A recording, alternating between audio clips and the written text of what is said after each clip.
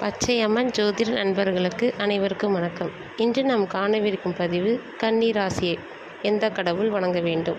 இந்த கன்னிராசியில் பார்த்தீங்கன்னா உத்திர நட்சத்திரம் 2, 3, 4 பாதங்களும், அஸ்த நட்சத்திரம் 4 பாதங்களும், சித்திரை நட்சத்திரம் 1, 2 பாதங்களும் உள்ளன.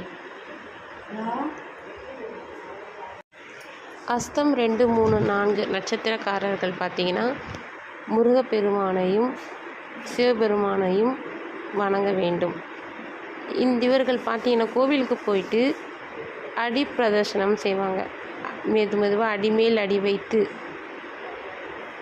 அப்படி மெதுவாக 3 முறை வலம் வர வேண்டும்.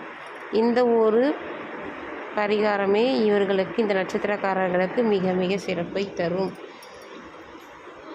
அடுத்தது பார்த்திங்கன்னா அஸ்த நட்சத்திரம். இந்த அஸ்த நட்சத்திரத்தில் 4 பாதங்களும் இருக்குது. கொடுமுடி, சௌந்தரநாயகி உடனுரை மகுடேஸ்வரரை வணங்க வேண்டும். அடுத்து திரு இந்தலூர் பரிமள ரங்கநாதரையும், திரு காவலாம்பாடி கோபாலகிருஷ்ணனையும், திரு கோஷ்டியூர் உரக மெல்லன யானையும் வணங்கி வர வேண்டும். இவர்களும் வெண் புஷ்பங்களை சாற்றி அடிமேல் அடி வைத்து 3 முறை வலம் வர வேண்டும். இவர்களுக்கு மனதிற்கு பிடித்த கடவுள் யாருன்னு கண்டிப்பாக இருப்பாங்க. சிவபெருமானையோ விநாயகரையோ அதை மாதிரி அவரவர்களுக்கு பிடித்த கடவுளை மனமுருகி வேண்டி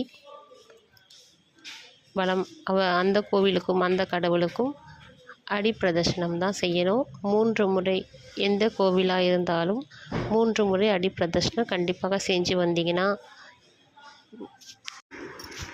இந்த சித்திரை 1, 2 பாதங்கள் பிறந்தவங்க பார்த்திங்கன்னா விஷ்ணு பெருமானை அம்பாளுடன் இணைந்து அவர்களை வணங்கி வர வேண்டும். அடுத்து திருக்கழுக்குன்றத்தில் உள்ளூர் தெய்வமான சிவபெருமானையும், சித்திரை நட்சத்திரத்தின் தொடர்புடைய சித்தர் கரூரில் இருக்காங்க, அந்த சித்தரையும் வணங்கி இவர்களுக்கும் அடி பிரதர்சனம் தான் செய்யணும். 3 முறை வலம் வர வேண்டும். இதை மாதிரி தொடர்ந்து நீங்கள் நேரம் கிடைக்கும் போதெல்லாம் இந்த கன்னிராசிக்காரர்கள் அனைத்து 3 நட்சத்திரங்களுமே உத்திரம், அஸ்தம், சித்திரை இந்த நட்சத்திரக்காரர்கள் தொடர்ந்து டைம் கிடைக்கும் போதெல்லாம் அடிக்கடி சென்று வழிபட்டு வந்தீங்கன்னா நல்லா சிறப்பாக இருக்கும்.